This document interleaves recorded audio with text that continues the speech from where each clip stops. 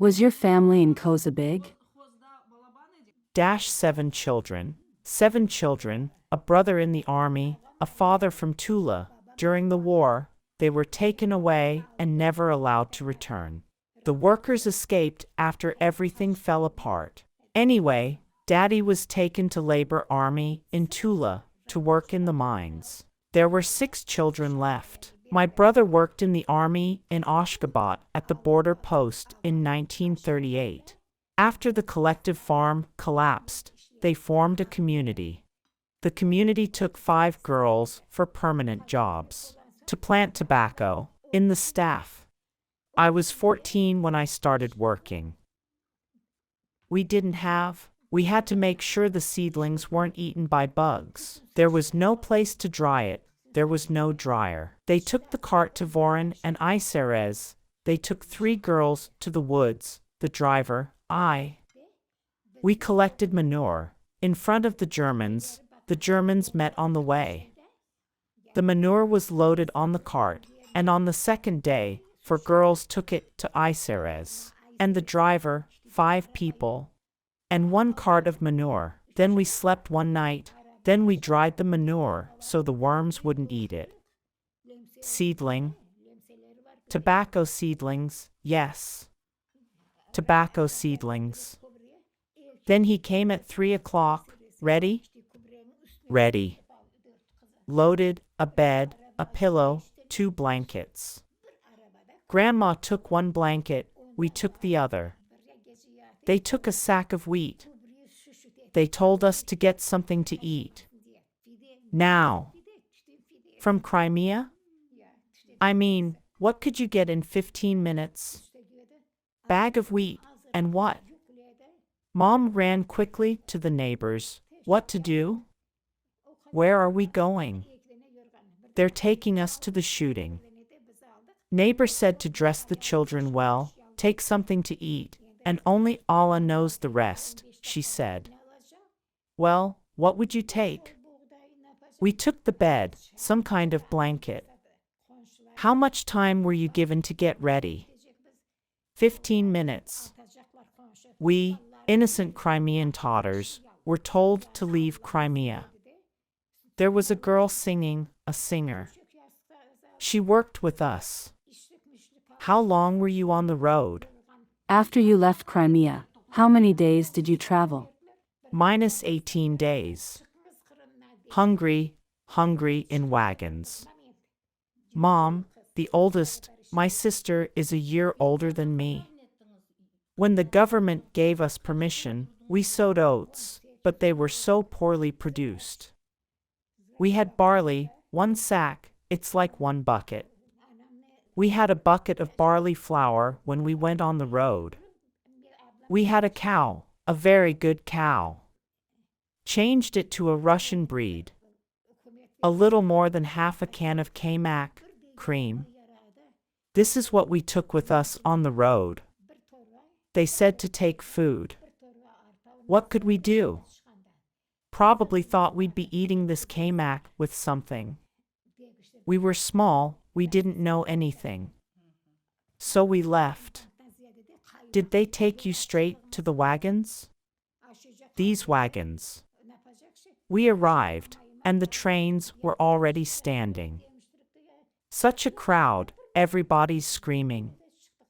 Iserez? Kutlak? Sudak? Who knows who? Strangers, acquaintances, all were loaded on the trucks. In these cars were things, and children, and parents. We were all confused, can't find each other.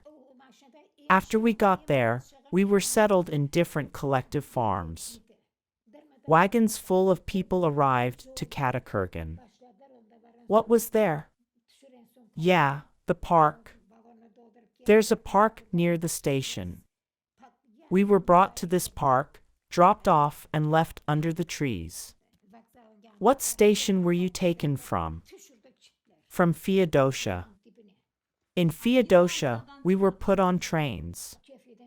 Having destroyed everything, so many were lost there, some were lost here. When the train was standing, they announced, "The train will stand for an hour." Someone went for water, someone laid out firewood and put the cauldron. What was it? Dumplings. If there was flour, they made dumplings. And then the train started screaming goo goo goo. Someone grabs the pot and runs away, someone spills everything and runs away, someone leaves everything, someone manages to take it with them. Who went for water, so there remained. You come back, and there's no train. That's why some people from our village got to the Urals. Were there many people in the wagon? In the wagon? The wagons. There were so many that it's impossible to count. These cars weren't like nowadays, they were freight cars. Freight cars. There's one in one corner, one next to him, one next to him, one next to him. There were so many people. Iseres, cause, the inhabitants of all the villages, mixed up. How could we know? And a freight car is like an ant, like an ant. When you were put in the wagons, did a convoy accompany you? Yes, a convoy with machine guns. They were pushing us, "What are you standing for?" And we didn't know Russian. He kicked us, "Get in, get in, get in the wagon."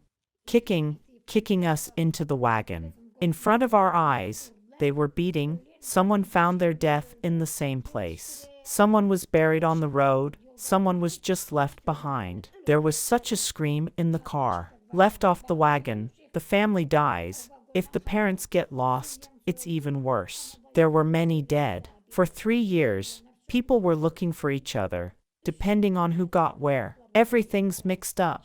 Iseres, Sudak. Who had the strength to get into the car? He climbed, and took things, and family. In the same wagon, we were in a terrible tightness. There was nowhere to lie down.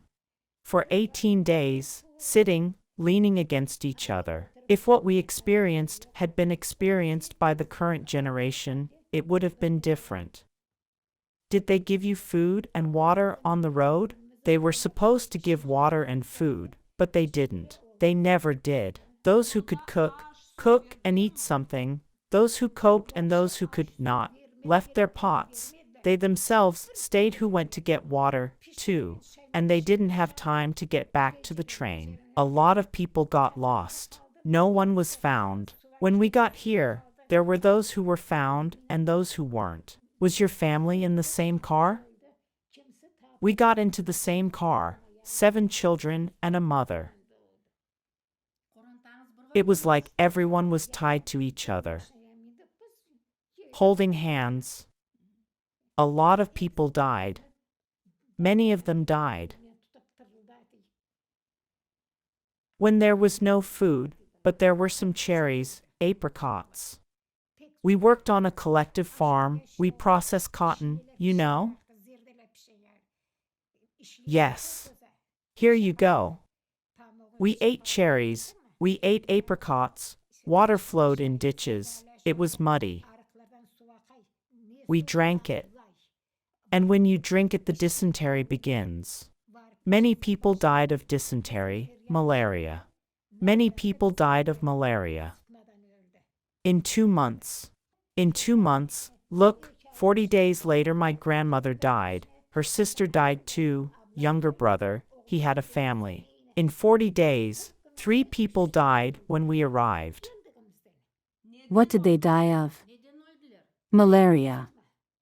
A lot of people died of malaria. At first, there was a lot of chills. Grandma covered the blanket on top and put a pillow on her feet. There was a chill, a shiver. Then after a while, they had a fewer. Malaria. You're shaking like that. You would eat, but there's nothing to eat. Here is such a bowl. Uzbek bowl, 1 bowl of sour cream, 3 rubles. 3 rubles is a lot of money. If we gave them 3 rubles, the Uzbeks gave sour cream, we sprinkled it with salt, dipped it there, and thus licked everything. Go, my daughter, I'll give you money, bring sour cream, we'll eat together, my grandmother told me. These are the days we have seen. The Uzbeks met us. They were very scared. They're not that people, they're called black cowpacks, hats. They eat people, they kill people, they were told. When we were left at the station, we saw piles of stones. The Uzbeks were preparing to meet us. They were collecting stones to throw at us. They saw people coming out of cars. Someone's got a baby in their arms. Someone's got a bag in their arms. Someone's dragging an old man. They don't bother anyone. The Uzbeks were shocked. Not a single stone was thrown at us. So these piles remained there.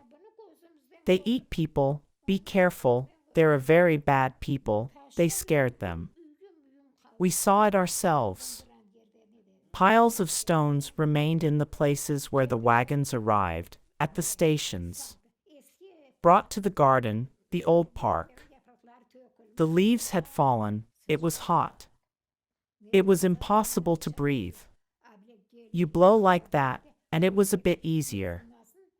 When it was very hot, it was hard to stand it. It was impossible to breathe.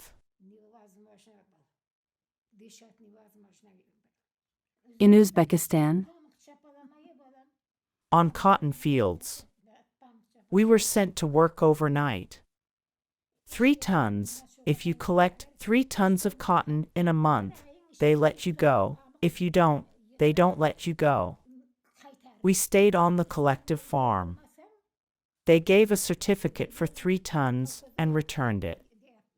And those who stayed home, the director would come and kick them out. These are the days we have seen. There you go. In 1946, my brother came, and we were in a collective farm. The collective farm was called Karaderia. Have you heard? This is the Lenin collective farm where they lived. No one was around from our village. People were taken to different places. Our brother helped us a lot. He worked at the border post as a soldier. He lived with us for 2 years, and then he applied to the collective farm so that we could be transferred from Lenin's collective farm to another collective farm. what were you dreaming about? When we lived in Crimea, what dreams could we have had? What were we dreaming about? I was a 14-year-old child in 1941. I was 14 when the war started. What could I dream about? I was just working. There was nothing else. On vacation in the forest, we planted trees. When we were already more or less fit for work, we worked in the greenhouse. What's there to dream about?